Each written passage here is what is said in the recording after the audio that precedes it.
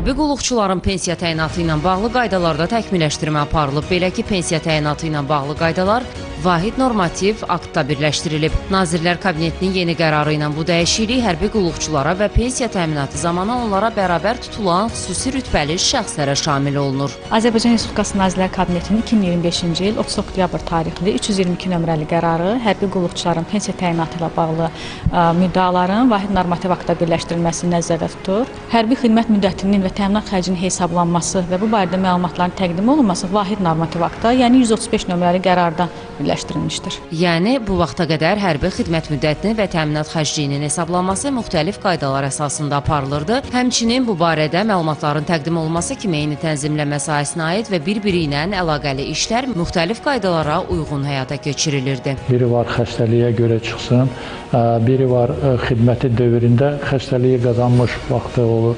Bir də var ki, döyüş şəraitində hansısa kontuziya və yara aldı alaraq xəstəliklə əlaqədar yararsız olaraq çıxarır. Və burada həm pensiya, həm də ki, ondan əlavə belə deyək, pul təminatı ilə, bir dəfəlik pul təminatı ilə təmin edilir.